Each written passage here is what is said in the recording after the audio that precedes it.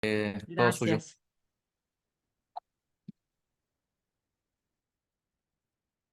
Vamos a comenzar la clase del 12 de abril, la clase teórica del 12 de abril. Ustedes saben que nuestro espacio, nuestra cátedra, nuestro espacio curricular y nuestra cátedra es expresión oral y escrita. Y nos vamos a encontrar todos los jueves en las comisiones de trabajo de 8:30 a 10 y de 10 a 12 con la profesora Patricia Ochoa. De 13 horas a 15, porque ahí hay un salto de 13 a 15 y de 15 a 17 con la profesora Marianela Cardoso. De 15 a 10, de 17 a 19 y de 19 a 21 con el profesor Diego Copa. Las clases teóricas, que son híbridas, van a estar los viernes a la mañana de 10 a 12 y a la tarde de 19 en adelante. Hoy hemos empleado esta manera de virtual para poder comunicarnos. Así que bueno, bienvenidos. Vamos a comenzar. Ustedes saben que la profesión del abogado es una profesión que se construye fundamentalmente con la escritura y la oralidad. Busco pruebas, tengo que hacer demandas, tengo que hacer sentencias, acompaño procesos de legalidad. Por algo también a los abogados se les dice letrados, porque están muy vinculados a la producción escrita y, por supuesto, por los juicios orales a la producción de oralidad. De tal manera que hay dos ejes que vamos a tener en cuenta para trabajar. Tienen un teléfono abierto, así que les pido que cierren todos sus micrófonos. No el teléfono, un micrófono. Quiero decir, creo que es Leticia Díez, tiene abierto el micrófono. Eh, Cierren todos sus micrófonos porque si no se acopla. Bueno, para poder entonces transitar esta importancia de la escritura y de la oralidad como práctica profesionalizante, vamos a iniciar con un Power para trabajar. Sí, la clase va a quedar grabada. Estoy contestando el chat.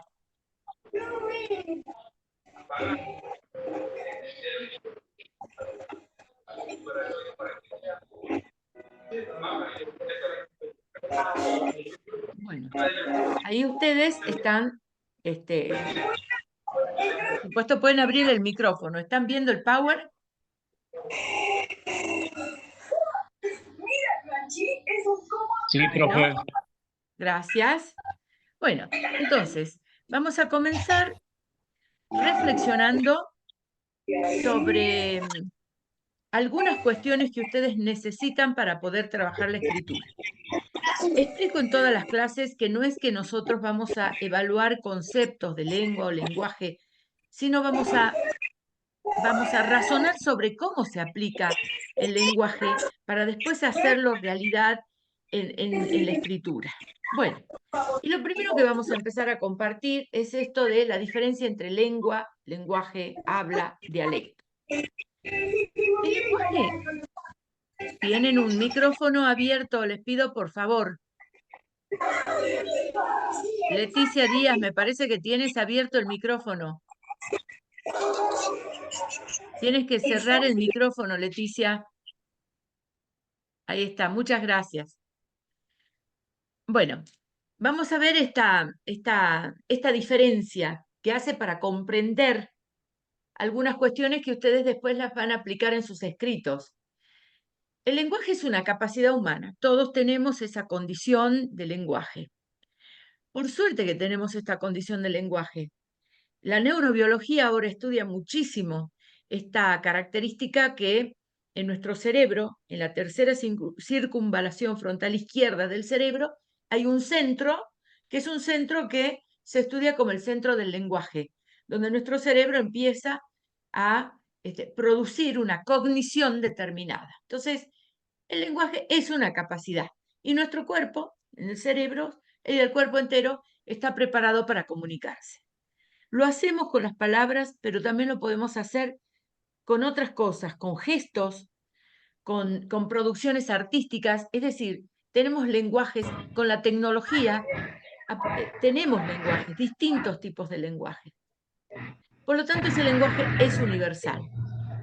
Ahora, es cierto que es un concepto abstracto, porque lo que se va a convertir en un concepto muy concreto es lo que es lengua y lo que es habla, y lo que será dialecto. Pero volvamos a este lenguaje que nos caracteriza como seres humanos, que nos ayuda a comunicarnos.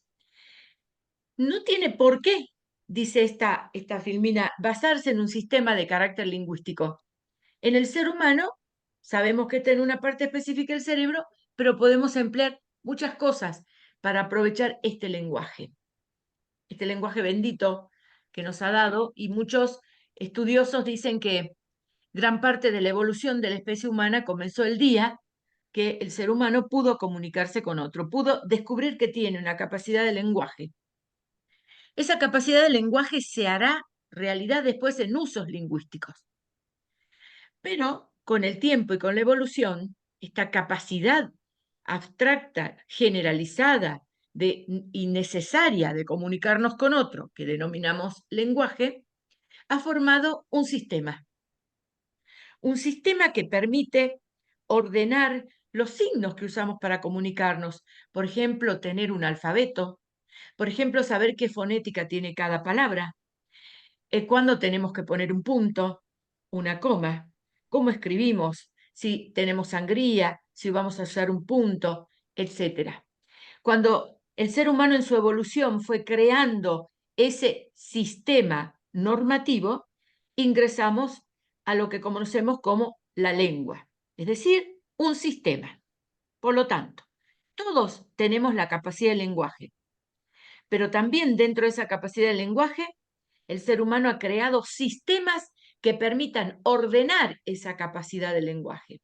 En el caso de la lengua hablada, de la lengua, el sistema está constituido por todo lo que sabemos de las relaciones sintácticas que hay, ¿no? Las relaciones de las palabras, la morfosintaxis, la sintaxis, los modos fonéticos, los signos de puntuación, los esquemas notacionales, etc. Entonces la lengua es un sistema y está normalizado en códigos de signos determinados. Es importante manejar la lengua, porque eso nos permite como profesionales del derecho y también todo tipo de profesional y en nuestra vida cotidiana, tener acceso a un proceso comunicativo desde el habla mucho mejor, más fluido, más ordenado.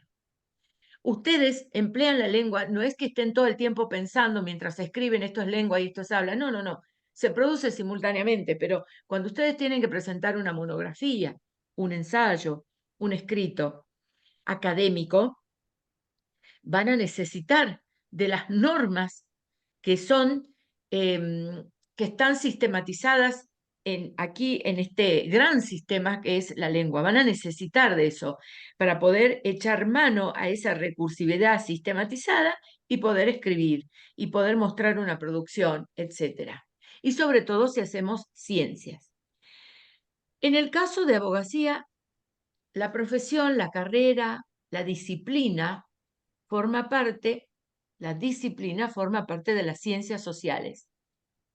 Y las ciencias sociales está implicada profundamente con el estatuto epistémico que la caracteriza y que en términos de escritura se caracteriza por usar muchísimo el sistema codificado para llegar a explicar muy bien los conceptos. Es distinto a otro tipo de estatutos científicos. Por ejemplo, los numéricos emplean otro tipo de código y no interpretan tanto con palabras, sino con estos símbolos que son los números. En cambio, nosotros necesitamos de la lengua escrita y hablada para poder explicar, argumentar, ya que las ciencias sociales son profundamente argumentativas. Explicamos, ponemos palabra a los fenómenos que pasan, ponemos palabras en la ciencia. En cambio, otras disciplinas científicas describen, por ejemplo, las ciencias naturales, describe vegetales, describe otras cuestiones, describe las células. Son procesos más descriptivos, hay exposición, pero nosotros en ciencias sociales nos toca poner muchísima cuestión de interpretación, de argumentación. Somos profundamente argumentativos porque tenemos que explicar fenómenos socioculturales. Entonces, recurrir a la lengua, alguien tiene abierto el micrófono, creo que es Ivone Ortega. Fíjate si tienes el micrófono abierto. ¿Estás aprendiendo a bailar? Dice que ahora... Ivone, tienes el micrófono abierto. Ahí está. Bueno, entonces, profundamente interpretativos, necesitamos en las ciencias sociales poder explicar. Ahora bien, eso con respecto a la lengua. Pero ese uso particular de la lengua, diario, permanente, propio y nuestro, se hace realidad en el uso lingüístico del habla. El habla. Esto que les estoy diciendo es habla. Pero para poder expresarme con ustedes, mi cerebro está buscando seguramente sistemas codificados de la lengua. Es el habla. Se materializa por el acto concreto por parte de cada individuo, dice esto. En el aula virtual van a quedar todos los power que vamos a usar hoy, ¿no?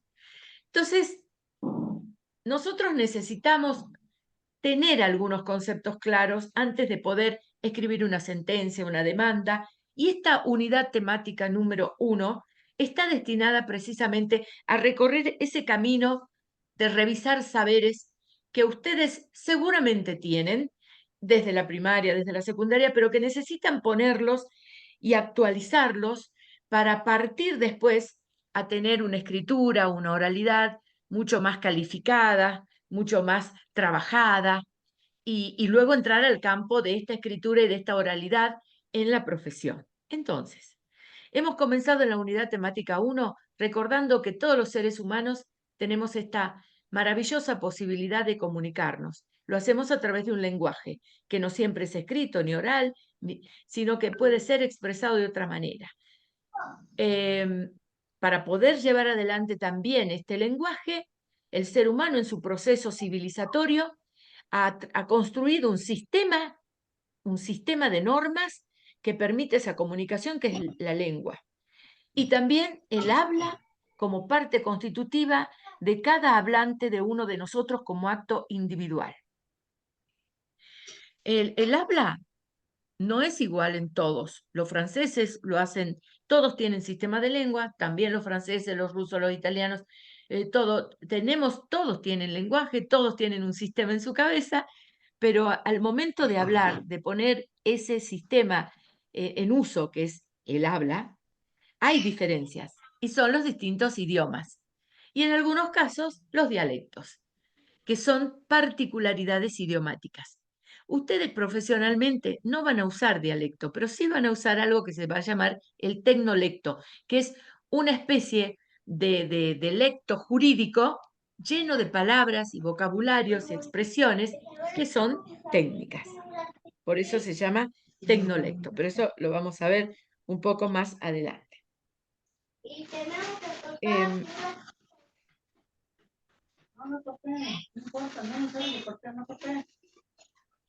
¿Alguien tiene el teléfono prendido? El micrófono. Beatriz, creo, Valdés. A lo mejor tocan sin querer el teléfono y se apaguen el micrófono. Bueno, entonces, esta diferencia yo creo que es muy interesante en un primer momento para poder razonar. Nosotros en nuestra cátedra nos hemos propuesto dos enfoques para esta materia, un enfoque lingüístico y un enfoque comunicativo. Lingüístico. Ya está revisando las cosas de la otra. Apaguen el micrófono, por favor.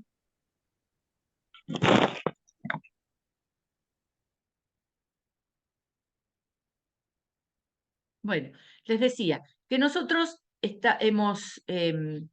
vamos a trabajar dos enfoques, ¿no? Enfoques, el enfoque comunicativo y el enfoque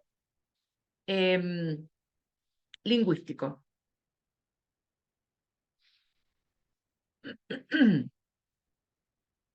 Ahora vamos a compartir, voy a compartir con ustedes otra otro Power para poder seguir repasando conjuntamente con ustedes.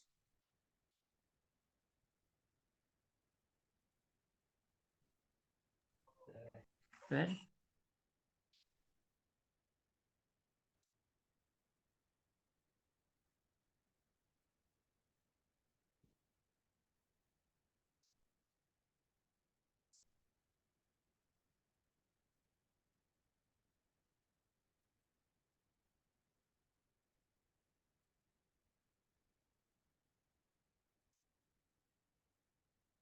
Un minuto.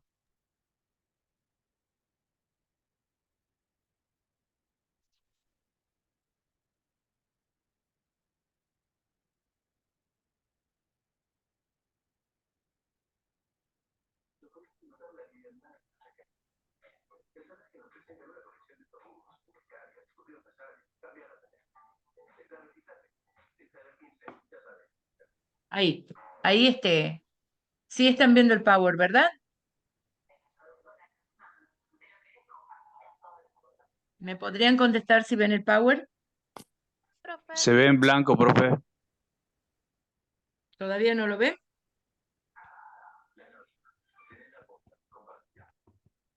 A ver.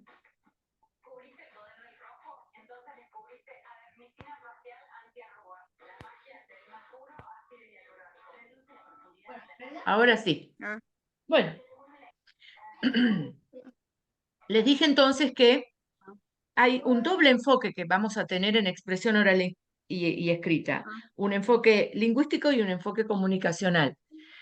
Lingüístico no porque vamos a tomarles ningún concepto de qué es la lingüística, ni qué es semántica, ni qué es morfología. Va a ser todo aplicado, pero sí necesitamos pensar el lenguaje y entender en términos lingüísticos qué pasa cuando uno está escribiendo. Saben ustedes que la lingüística es una ciencia que estudia el lenguaje, pero hay algo básico que hay que compartir en esta lingüística, que es la construcción esta de que nos ayuda a entender los procesos cognitivos. Saben que yo les pido por favor que apaguen los micrófonos porque no se dan cuenta, pero tienen abiertos los micrófonos.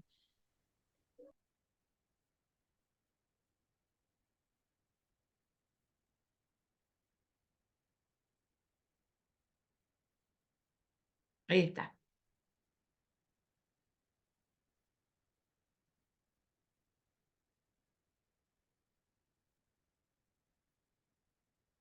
Ahora no pasa el power. Ay, Dios mío. Vamos a dejar de compartir un minuto. Vamos a volver a compartir a ver qué pasa con este power que no.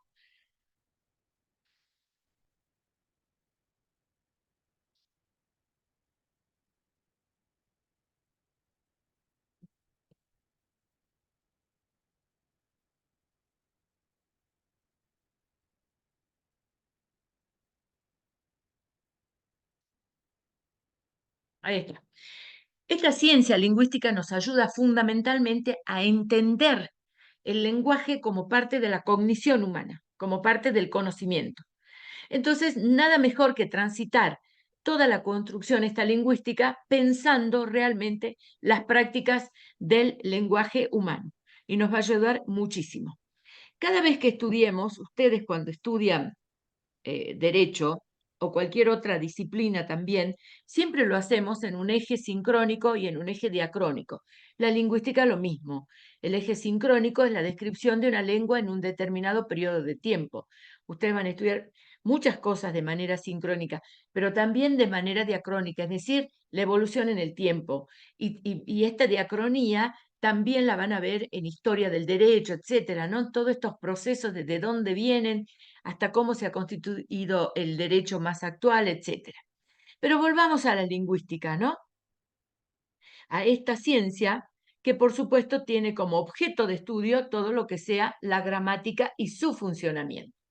Estos son los puntos que ustedes tienen que repasar, porque ya lo saben, pero tienen que tener algún concepto más claro y van a tratar de ir, yo aunque les ponga los power, ustedes solo hagan repasos, busquen en el Google académico, repasen la cuestión de fonología, la cuestión de morfología, que son los morfemas de las palabras, es decir, el género, el número, si la palabra va en singular, cómo se acompaña, las palabras que la complementan, un verbo en plural, lleva pronombres en plural, los adjetivos cuáles son, es decir, vayan a las formas de las palabras, eso van a repasar, ustedes solos. Y también al lugar de la ubicación de la palabra dentro de la oración, que es la sintaxis. Como también van a ir cada vez profundizando. Por eso lo primero que hice es ponerle un glosario en el aula virtual, porque la semántica es la parte de la lingüística que estudia la significación de las palabras, y la lexicografía y lexicología va a estudiar el vocabulario de las palabras, ¿no? Los glosarios, cómo construimos esta parte técnica para ustedes. Entonces, estos puntitos que trabaja la gramática, ustedes lo tienen que tener bastante claro. No les vamos a tomar como conceptos de memoria, pero sí aplicados. Vamos a ver cómo escriben, porque acá viene algo. La forma de evaluación de nuestra materia va a ser así. Un parcial, los prácticos los van a aplicar los jueves cuando hagan las clases prácticas. Ahí van a desarrollar los prácticos con los jefes de trabajos prácticos. Pero va a haber un parcial que los va a habilitar para rendir un solo parcial, con un recuperatorio, por supuesto, ese parcial. Y después el final sí va a ser escrito y oral, y va a haber defensa oral.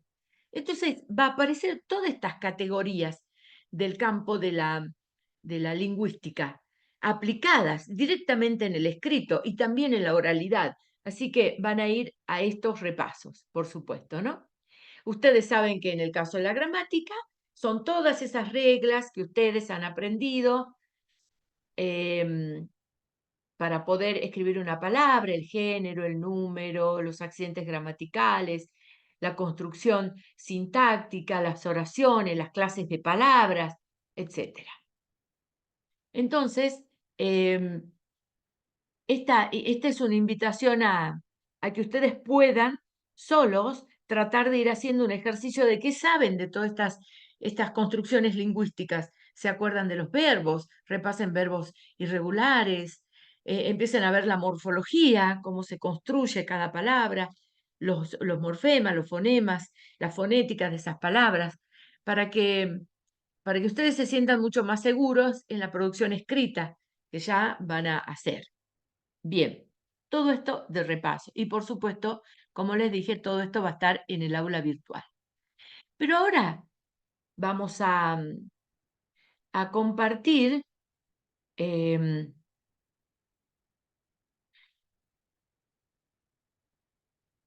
otro power fundamental para poder seguir entendiendo algunas cuestiones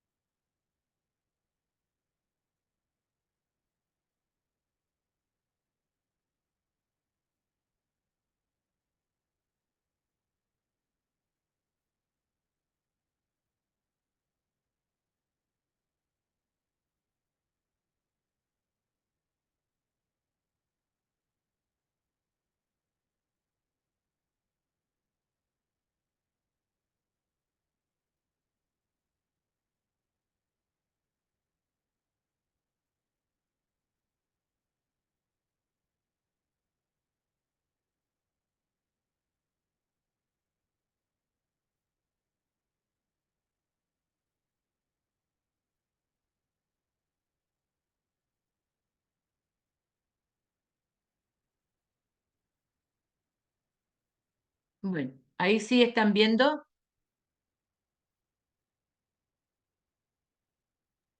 Sí, profe, sí se ve. Bueno, entonces, así como ustedes de a poco van a hacer un repaso de todo lo que es la gramática, los tipos de palabras, vean verbos irregulares, busquen la coherencia entre las palabras, busquen artículos, preposiciones, repasen algunos adjetivos, sustantivos, de tal manera de ir incorporando cada vez más categorías lingüísticas a lo que ustedes después van a trabajar y no se sorprendan si tienen que hacer algún ejercicio, también es muy importante que repasemos estas construcciones de lo que son las dimensiones y niveles de los textos, ¿no? Y para eso empecemos a ver qué es un texto. Miren, si yo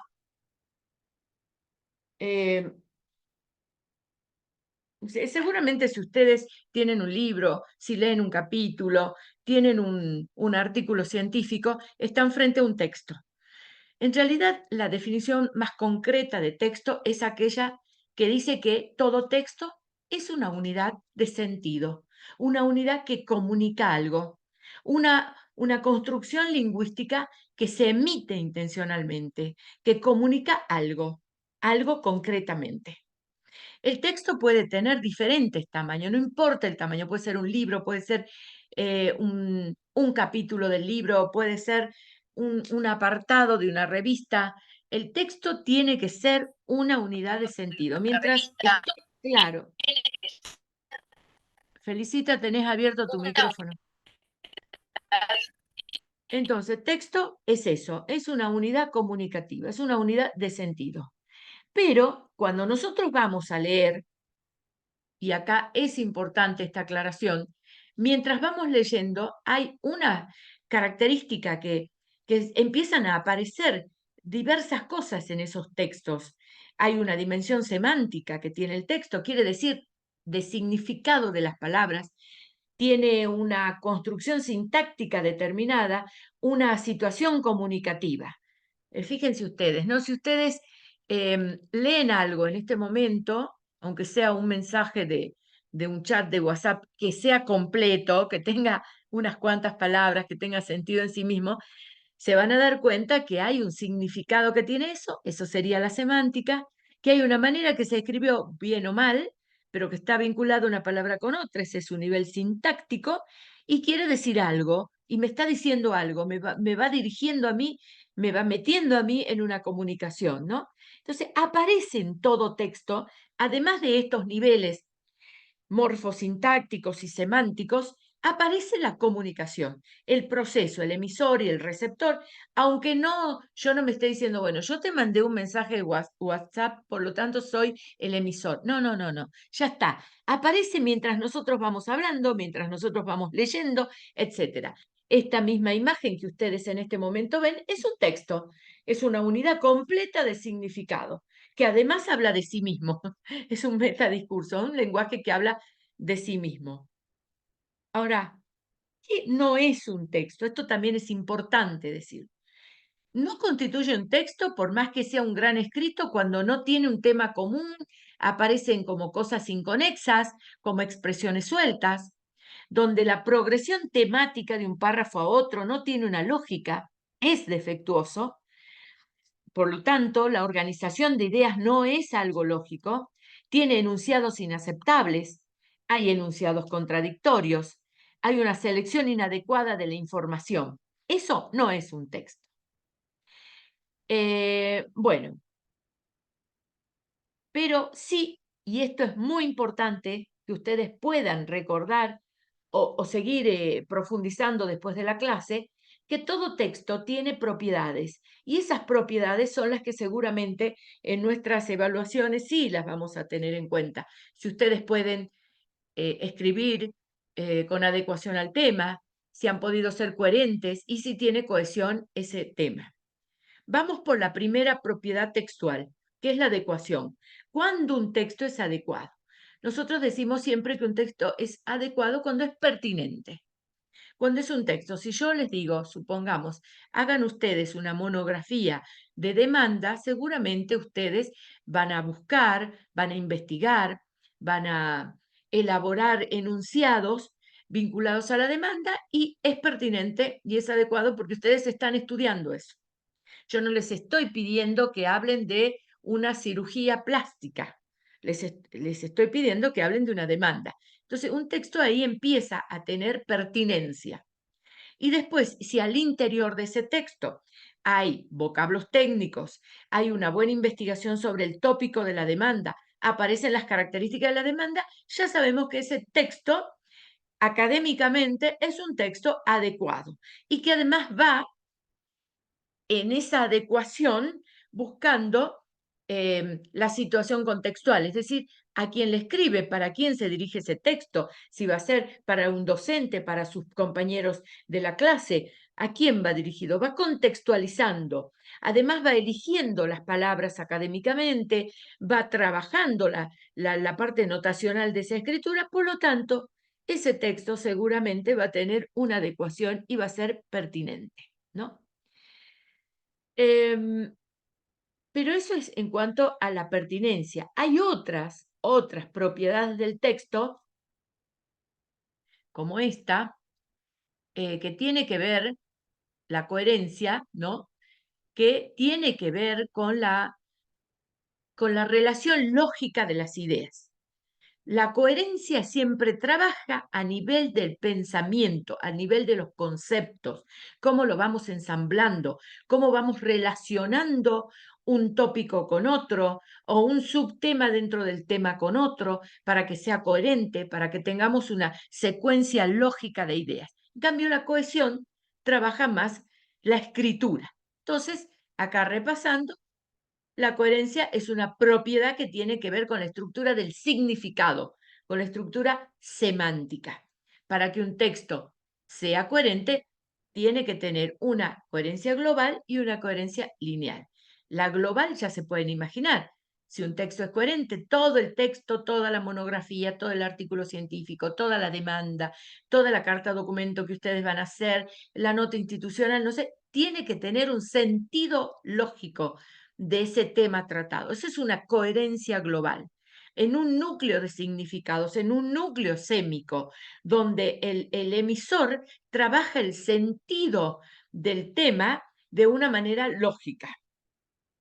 Y la coherencia lineal es cuando los temas y subtemas se van relacionando con una progresión acorde al tema.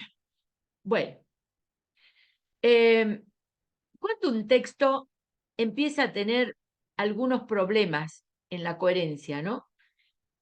Cuando empezamos, fíjense que yo a los estudiantes siempre digo, nosotros somos parte de una comunidad de lectura y escritura académica. Somos parte de una comunidad universitaria, de todas las universidades del mundo. Ustedes van a ser parte de una comunidad profesional, son parte de una unidad de estudiantes universitarios, de una comunidad de primer año de la carrera, de una comunidad de lectura y escritura, es decir, como cajas chinas, vamos ensamblando a toda la comunidad que pertenecemos. Pero en todo caso, toda esa comunidad es una comunidad de lectura y escritura académica. En la universidad es eso, somos una gran comunidad que construye ciudadanía, que construye profesión y que construye también una lectura y escritura del mundo desde un corte netamente académico. Entonces vamos a trabajar mucho la cuestión de coherencia de las ideas. Por lo tanto, cuando vayan a escribir ese lenguaje de la comunidad académica, tiene que ser un lenguaje objetivo, un lenguaje neutro. Yo no puedo poner muchas palabras que no tengan una secuencia lógica. Tengo que ser concreto, porque tengo que pensar en el receptor de ese mensaje, en el profesor que me va a corregir o a leer, en esa comunidad que va a leer mi escrito, si ese escrito además va a la web, ¿no? que van a investigar de otros países lo que escribí. Tengo que ser concreto, tengo que ser objetivo, tengo que saber utilizar las palabras. Si no hago esto, la coherencia empieza a fallar. Si falla la ordenación de los hechos, como ordeno los hechos, y sobre todo en derecho, que tengo que poner pruebas, etc., seguramente en un escrito, si ustedes no tienen clara la coherencia, se van a perder en un mundo de palabras y de expresiones muy complejas. Entonces, la coherencia es lo que hay que trabajar para que tenga sentido y no rompamos esa coherencia, ¿no? Ahora, y la cohesión es un proceso que se da más a nivel del texto, más a nivel de las palabras. Y ahí es donde nosotros tenemos que entender y repasar. Alejandrex, ¿tienes Abierto el micrófono. La recurrencia es esto de cómo repetimos o cómo sustituimos las palabras dentro del texto. Es todo el trabajo del texto en sí, del enunciado textual. Recurrencia sintáctica, los paralelismos, si usamos sinónimos, si usamos antónimos, hiperónimos, isotopías semánticas, etc. Es decir, los campos semánticos, cómo armamos en la escritura, ¿no? Y además los conectores. Entonces, la conexión debe ser siempre, debe tener en cuenta una estructura semántica y sintáctica, cómo se van enlazando nuestras oraciones. Por eso hay una cohesión textual que genera una red de relaciones entre todos los mecanismos que tiene un texto. Seguramente entre los trabajos prácticos que ustedes van a hacer en esta materia es trabajar estos procedimientos de coherencia y cohesión textual, cómo hago para sustituir palabras, para mejorar la sinonimia, para reconocer algunos temas fundamentales y trabajarlos de otra manera, la presencia de pronombres, la presencia de deícticos, que son aquellos adverbios o pronombres que hacen referencia al contenido. Yo puedo decir, esta es una demanda, ¿no? Esta es una demanda jurídica para determinado contexto. Pero también puedo decirlo de otra manera. Puedo decir, este procedimiento constituye, entonces voy cambiando las palabras. Ese proceso va a ser un ejercicio profundo que tenemos que hacer personalmente y en los trabajos prácticos también. Es decir, darnos cuenta de qué categorías gramaticales puedo cambiar, sustituir para que mi lenguaje jurídico y profesional sea un lenguaje más cierto y no esté repitiendo a cada rato. Tengo que aprender esas cuestiones más técnicas del lenguaje, la presencia de verbos, de pronombres, sustituirlos, mejorarlos, perfeccionar. Y en la coherencia textual también hay algo fundamental. En el texto tengo que fijarme bien esas marcas discursivas.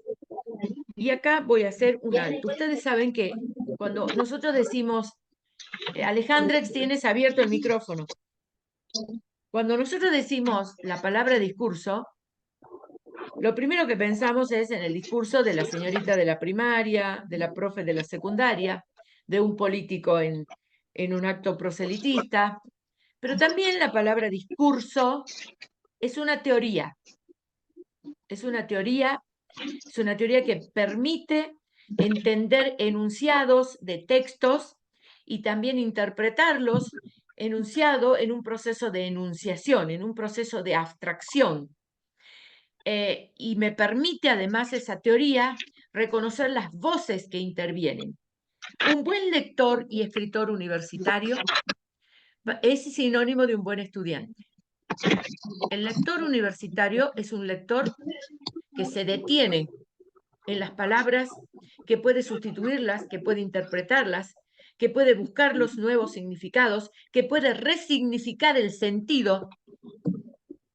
Y entonces, a partir de ello, construir conceptualmente un gran campo de significado. Si hago estos procesos de entender bien el lenguaje escrito y poder llevarlos a la expresión, lo que está claro para la palabra está claro para el pensamiento, lo que digo claramente es porque lo pienso claramente, es, sin lugar a dudas, va a ser un buen estudiante. Por eso yo acá creo y celebro que en todas las universidades del mundo cada vez se le da más importancia a esta construcción lingüística dentro del derecho, porque va preparando el futuro profesional en un ejercicio de interpretación, en un ejercicio también de saber semióticamente cómo lee el mundo, cómo lee los hechos, cómo lee sus prácticas profesionales, cómo lee los textos de la ciencia, etc. Ahora vuelvo a esos marcadores discursivos. Alejandra, tienes el micrófono abierto, por favor. ¿Alguien le puede mandar un mensaje si lo conocen?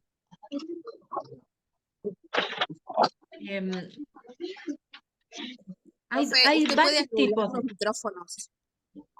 Sí, Hay una pero opción para anular todos los micrófonos directamente y cuando quieran hablar que levanten la mano, porque hay otra opción en reacciones, el que quiera aportar o el que quiera preguntar puede levantar la mano y ahí usted habilita los micrófonos. gracias. Lo que pasa es que si no yo estoy, ¿ves? En las aplicaciones me pierdo en el Power un poco, entonces por eso, a ver.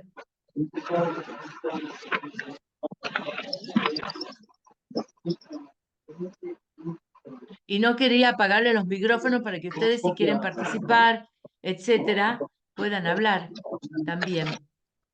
Bueno, Claro, profe, está la reacción de levantar la mano, entonces usted puede ver las reacciones en el costado de la pantalla. sí, pero como son muchos, también los veo a todos ustedes, estoy un poco complicada con todo el lenguaje de la pantalla. Pero bueno, listo. Ahí ya lo hago enseguida. Bueno, entonces, vamos a esos marcadores discursivos, esos marcadores textuales, esos marcadores que me permiten a mí entender esa coherencia, cómo va armándose este proceso de manera coherente.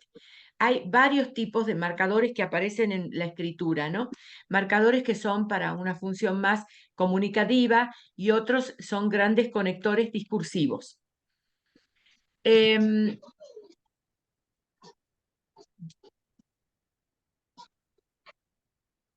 Esos marcadores me van a ayudar. Miren, yo ahora les voy a leer un ejemplo, ¿no? De un texto que está subido en el aula. Se llama Los hechos en la demanda. Y el texto, en realidad, que es un texto académico, es un artículo científico. Ustedes saben que el artículo científico es sinónimo de paper.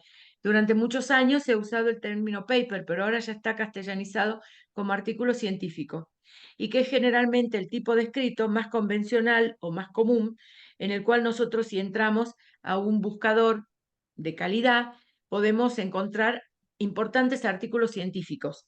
Bueno, este artículo se llama Los hechos en la demanda, es de Juan Pedro Colerio, y presenta en su texto el siguiente escrito. Dice: desarrollar el tema de los hechos en la demanda implica necesariamente referirse como previo al conflicto suscitado en el plano de la realidad que va a dar lugar a esa demanda y, como consecuencia, a los efectos que en la posterior etapa probatoria y finalmente en la definición de la sentencia tendrá este relato de los hechos. El proceso judicial, como modo heterocompositivo de solución de conflictos, es un sistema adversarial en el que partes confrontan para que el juez forme así su convicción y en base a ella adjudique al final la solución. Y ahí termina un párrafo. Pero escuchen cómo empieza el siguiente párrafo. Salvo casos muy excepcionales, coma, en los que se plantea un problema de interpretación o de aplicación. Claro, si ustedes tuvieran el texto a mano, inmediatamente se van a dar cuenta cómo este autor conecta. Esto es un conector discursivo, un conector textual.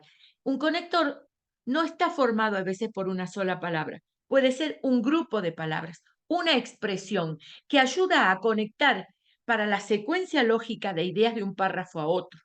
Recuerden que el párrafo empieza con mayúscula, termina en un punto aparte. Si varios párrafos hablan de lo mismo, se llaman parágrafos. Bueno, los párrafos van unidos en secuencias lógicas en la escritura. Y para eso se usan estos conectores comunicativos que funcionan interactuando en la pragmática del texto y que se llaman marcadores discursivos. Este escritor, este jurista, escritor, es muy particular cuando escribe. Ya les voy a seguir leyendo para que ustedes vean cómo conecta, qué conectores usa. Dice, salvo casos muy excepcionales, y empieza así el párrafo. Normalmente otros escritores empiezan de otra manera. Van directamente a poner un verbo. Lo que sí, desde el vamos les digo, no abunden en gerundios nunca, el gerundio yendo, contrayendo. Toda esa manera tan gerundizada de la escritura no es muy conveniente porque se suele hacer en muchos escritos judiciales, pero técnicamente no es pertinente, ¿no? Entonces, vuelvo a leer la conexión de un párrafo y otro. Leo desde el punto seguido del párrafo anterior. El proceso judicial, como modo heterocompositivo de solución de conflictos, es un sistema adversarial en el que Partes confrontan para que el juez forme así su convicción y en base a ella adjudique al final la solución. Salvo casos muy excepcionales, empieza el párrafo siguiente. Buen escritor este jurista. Pone otro tipo de conector. Les sigo leyendo el párrafo para que vean un tercer párrafo cómo se conecta.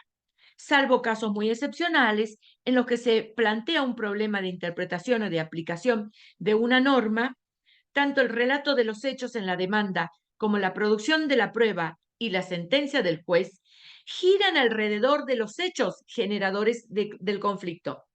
En el sistema nacional, el proceso civil básicamente es un método de debate escrito, a excepción de las audiencias de prueba, que son orales, pero volcadas por escrito en actas. Y ahora pasa a otro párrafo y dice, si tuviéramos que dividir, y ahí empieza este manejo de si tuviera o tuviese, si pudiera o pudiese, con el sí condicional. Si tuviéramos que dividir, muy empleado en el discurso jurídico, los modos más de condicionalidad, que ayuda, porque a veces en lo jurídico no podemos dar por sentado todo, sino hay siempre una probabilidad. El texto igual está subido en el aula virtual, ¿no? Si tuviéramos que dividir el proceso civil de conocimiento en etapas, conforme al actual sistema del Código Procesal Civil y Comercial de la Nación, tendríamos 2 puntos. 1, la instrucción en la que cada parte aporta los hechos y a las partes fija los hechos con... Perdón, la instrucción en la que cada parte aporta los hechos y ofrece la prueba. 2, la de conciliación y saneamiento. Ahí ustedes se dan cuenta que ese escrito es un escrito coherente. Es un escrito que además tiene buena cohesión dentro de la gramática textual y la gramática jurídica. Porque ustedes, como lo hago yo también, cuando lean este texto para hacer algún trabajo práctico, se van a dar cuenta que van con mucha facilidad transitando, ¿no?, la gramática textual y entienden perfectamente la construcción significativa o semántica de las palabras. Está muy bien planteado los conectores y cómo va el texto exponiendo las ideas. Es un texto también expositivo. Nunca en la escritura hay un solo tipo textual que les permite a ustedes la descripción de los elementos con mucha precisión. Ayuda al lector. Y esto está muy bien. Colabora con el lector. Y esto yo les pido que ustedes como estudiantes siempre, cuando vayan a hacer algún escrito para este espacio disciplinar, esta cátedra o para otro, piensen en el que los lee. Los estudiantes suelen creer que el docente, al saber, al tener conocimientos específicos disciplinares, entienden. Ustedes parten de creer que entienden lo que allí está escrito. No partan nunca de ese supuesto. Un buen escritor y un buen jurista, un buen letrado, no parte, y un buen cientista social, no parte de ningún presupuesto dado, sino que busca en la objetividad de la escritura la mejor comprensión posible. Por eso yo siempre discuto, en el caso de los médicos, vieron que uno va a los médicos, escriben crípticamente la receta. Y la verdad que eso es una falta de respeto a todos nosotros, porque tenemos que entender, si hay escritura tiene que haber comunicación. ¿Por qué no lo hacen en realidad? ¿Porque su letra es siempre fea? No, porque hay una deformación profesional, que han visto que es así y hay una manera de construir poder. Esto desde un análisis semiótico, digamos. Semióticamente yo puedo observar que lo hacen por una construcción de poder.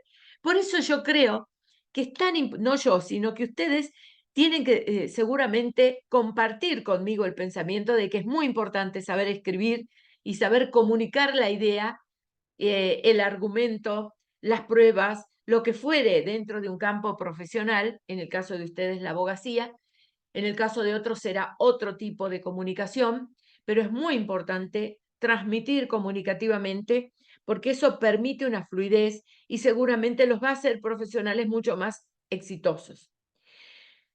Ahora la tecnología ha llegado en el caso de los médicos para deconstruir ese lenguaje críptico de poder donde solo ellos creen entenderse, pero cada vez la tecnología ha ido ayudando, ¿no? Uno va a Google, va a todos lados y encuentra esa receta, los medicamentos. Es más, los médicos están muy nerviosos con Google cuando uno ya va informada previamente. Hay un saber previo que uno lleva y aporta, ¿no?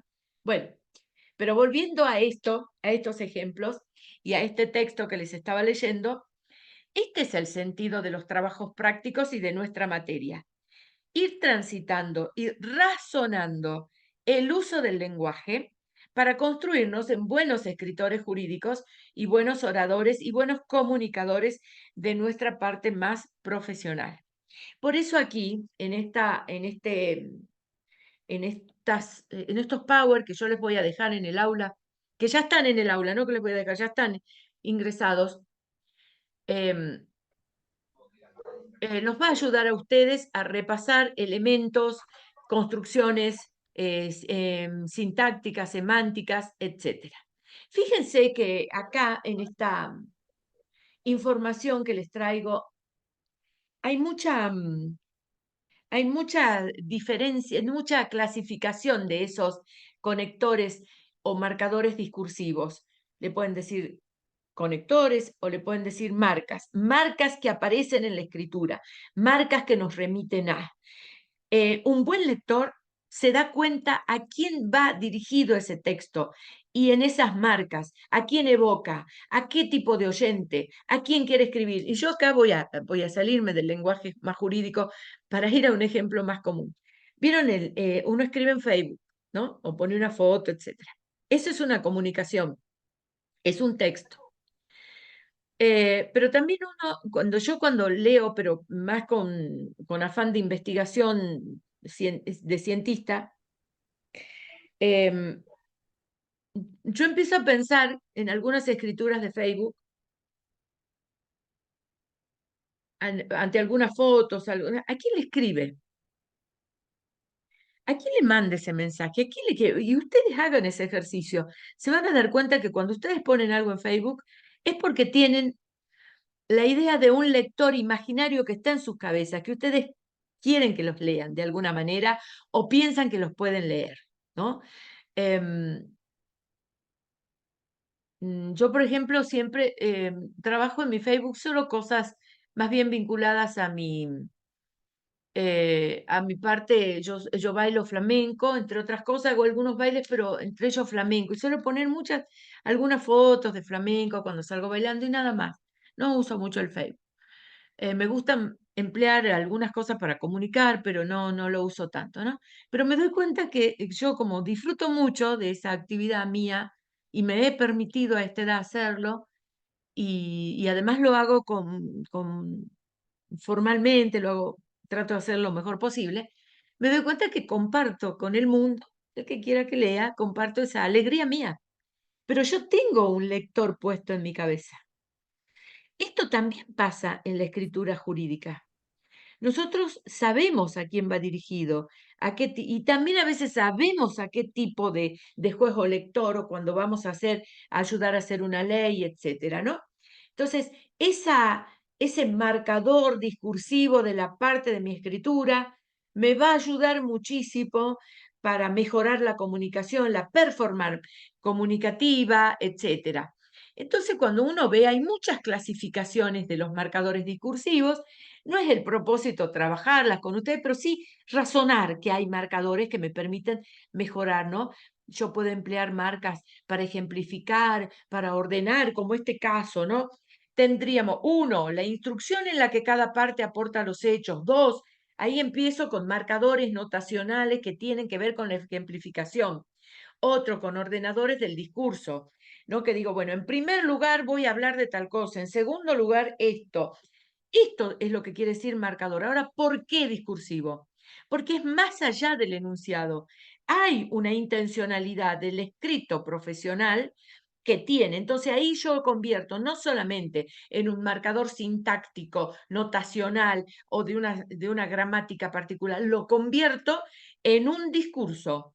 La teoría del discurso es esa teoría que habla de la lectura y de la escritura en términos semióticos también, ¿no? Entonces, aprender a leer un texto es aprender a razonar la lengua, el habla, los elementos constitutivos de esto, no pensando, bueno, acá estoy en un momento de habla, acá el texto es expositivo. No, no voy a hacer eso, pero sí tengo que conocer algo de la teoría para darme cuenta de cómo puedo hacer la sinergia de todos esos elementos que voy aprendiendo. Y este es el sentido de gran parte de la unidad temática número 1, que va a estar en el aula virtual y que ahora yo les voy a seguir acomodando el aula virtual. Les sigo leyendo el texto un poco para que ustedes piensen en esto de cómo se ordena conectivamente un párrafo. Este es un párrafo largo. Yo no soy partidaria de los párrafos tan largos, pero bueno, volvemos a este, que era el tercer párrafo dentro del texto, los hechos en la demanda. Cuando dice, si tuviéramos que dividir el proceso civil de conocimiento en etapas conforme al actual sistema del Código Procesal Civil y Comercial, tendríamos 2 puntos.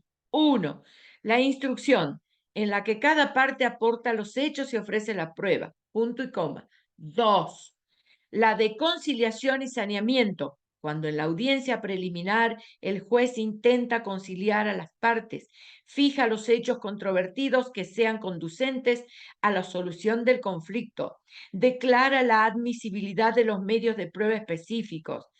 3, la etapa probatoria, en la que se producen todas las demás pruebas admitidas, punto y coma. 4.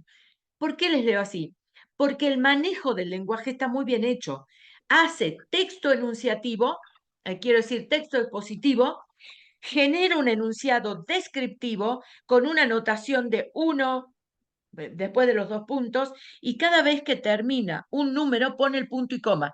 Eso es una cuestión correcta al escribir.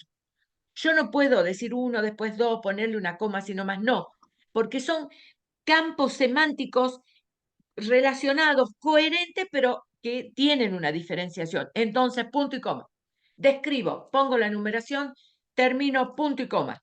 Y voy haciendo conciliar los verbos, ¿no? La instrucción aporta, va en presente. Me tengo que tener en cuenta que el 2 también tiene que tener presente. 1, la instrucción en la que aporta, presente, ¿no? El modo indicativo del tiempo, yo aporto, tú aportas, él aporta. Número 2 dice, la de conciliación y saneamiento, cuando en la audiencia el juez intenta, yo intento, tú intentas, él intenta, está en presente. Está muy bien el texto, va haciendo coincidir el modo y tiempo verbal, va desarrollando la descripción de una manera correcta y la notación de la escritura está muy bien, punto y coma, punto y coma, punto y coma.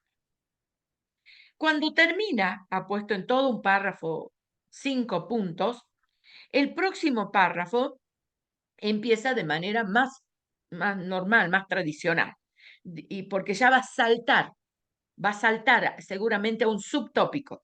Dice, el sistema procesal civil prevé, en consecuencia, ahí tenemos otro conector, otro marcador, ¿no? Que me va a decir, bueno, yo voy a decir, puedo repetir, por lo tanto, puedo poner otras palabras. Ese es un gran marcador. El sistema procesal civil prevé, coma, en consecuencia, coma. También podría haber dicho, el sistema procesal civil prevé, coma, por lo tanto, los pasos que siguen, hay manera sustitutiva. En consecuencia, coma, una serie de pasos o etapas a cumplir. Y es carga de las partes transitadas a abstenerse. Un párrafo cortito, muy concreto, que a ustedes ese párrafo les va cerrando la idea. ¿Por qué? Porque los textos, cuando uno los analiza, los razona, los piensa, me va dando una lógica de cómo va la idea relacionándose por partes, cómo es esa secuencia de pensamiento, armando secuencias lingüísticas que me permiten una mejor comunicación de la idea y una buena descripción de la temática que se está tratando. Seguramente este escritor, lo hago en función de alguna expertise más lingüística, usa mucho lo que se llama el esquema sintetizante de la escritura. No todos los escritores son iguales. Algunos empiezan describiendo o sintetizando al principio de cada párrafo o parágrafo. Otros al final. Cuando ustedes lo lean al texto, van a ver que usa al final la síntesis del pensamiento, ¿no? Bueno, Mirá, 10 horas de clase hoy, tan loco. Ahí enganché.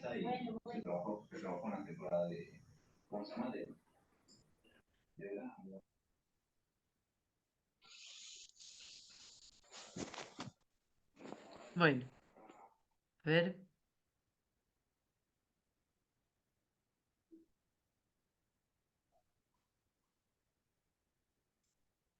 Bueno. Y acá, con este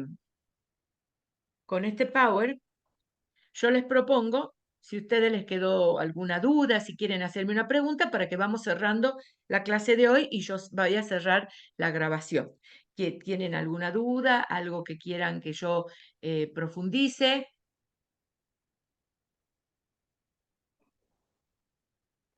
Profe, ¿cómo le va?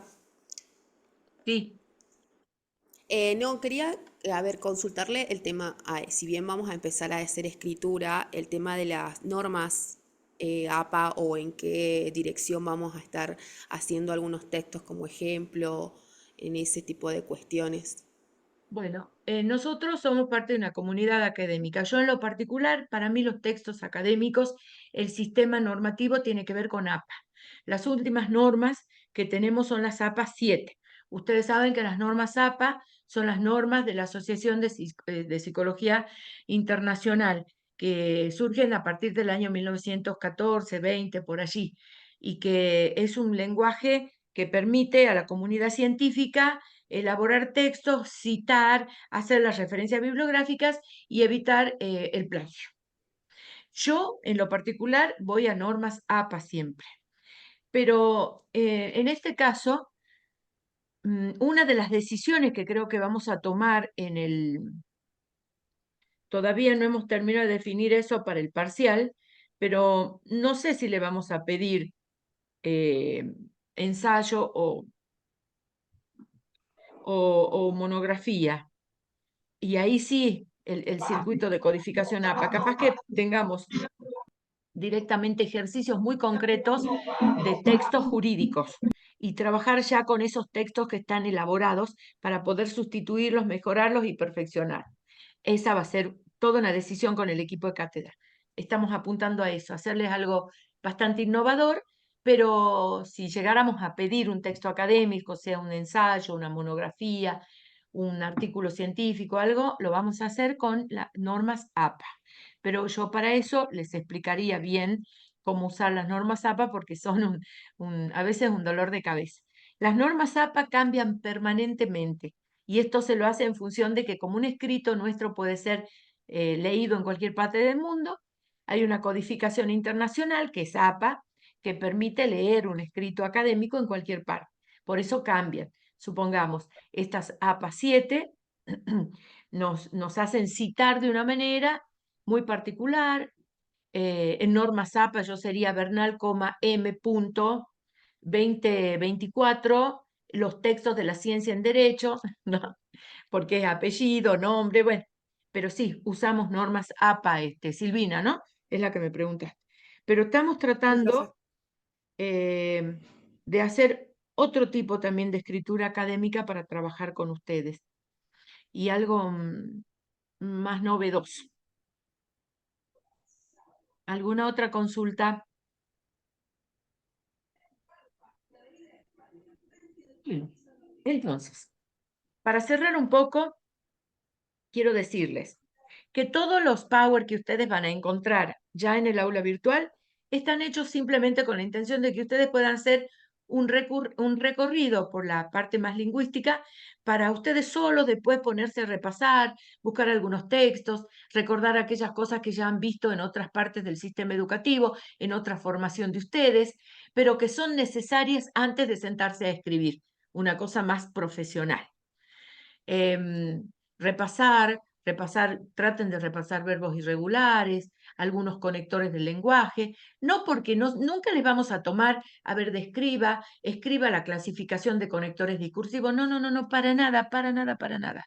Pero sí una cosa muy concreta en trabajos prácticos, directamente en escritura, porque a escribir se aprende escribiendo. Pero sí, quisiera que ustedes hagan el ejercicio de empezar a disciplinar la lectura, a sentarse a leer. Hay una estadística que corre por el mundo en este momento con fuerte preocupación, que los estudiantes, y en Argentina también, que los estudiantes universitarios se les cuesta mucho leer textos completos, libros completos, que tienen a veces un alcance interpretativo de 2 párrafos, y a mí eso me preocupa. Por eso creo que está muy bien esto de expresión oral y escrita en todas las cátedras, en todas las disciplinas, porque la lectura es una manera de construir aprendizaje y conocimiento. ¿No? Es una técnica también. Uno tiene técnicas para apropiarse y a veces uno como estudiante mira al cielo y dice, bueno, empieza a repasar, ¿no? Bueno, los hechos en la demanda, los hechos en la demanda y mira al cielo, tal vez por una rémora de Platón que baja el mundo de las ideas. Tal vez por eso, pero no hay que hacer eso, porque la verdad está en el texto, está en el texto. Ustedes tienen que ir por él, a por él, como se decía en Don Quijote de la Mancha. Hay que ir por el texto, hay que buscar formas semióticas de lectura, formas gramaticales, hay que tener secuencias, hay que tener un ordenamiento para poder leer, hacer marcas en el texto, poder resumir, hacer mapas conceptuales, interpretar, armar después glosarios con con el vocabulario técnico que vamos aprendiendo. Ese ejercicio me va a hacer poderoso como estudiante, invulnerable y me va a permitir llegar con éxito al final. De eso se trata nuestro espacio curricular y creo que al principio, para muchos, para los que no me conocen, yo soy la profesora María Eugenia Bernal, soy la adjunta de la cátedra, voy a dar las clases teóricas, aunque también he dado clases prácticas ayer por una cuestión de que la profesora de las comisiones de la mañana está enferma, entonces yo la reemplacé. Yo he estudiado algunas cosas en la vida y voy a seguir estudiando seguramente porque yo soy lectora por naturaleza, a mí me gusta leer mucho, entonces mi primera formación tiene que ver con el campo de las letras y mis primeros posgrados han sido en ese campo. Soy profesora y licenciada en letras, también soy especialista en educación superior universitaria y soy doctora en ciencias sociales. Así que espero, no lo digo lo digo para que nos conozcamos un poco nada más y saber con quién hablan ustedes. Y para cerrar, repaso las comisiones de trabajo de los jueves. El jueves de 8:30 a 10 y de 10 a 12, la profesora Patricia Ochoa en la comisión 1 y 2. Desde las 13 a las 15 y de las 15 a las 17, la profesora Marianela Cardoso en las comisiones 3 y 4. Y de 17 a 19, 19 a 21, Diego Copa, que es abogado, y los va a acompañar en ese horario. Bueno, quedo a disposición. En el aula virtual vamos a tener foros de encuentros y espero que esta clase haya sido productiva para introducirnos en lo que es una primera parte de repasar las construcciones lingüísticas y comunicativas del lenguaje. Y después para ayudarnos a un lenguaje más profesionalizante o tecnolecto. Así que me despido, cerramos la clase de hoy. Voy a apagar la grabación y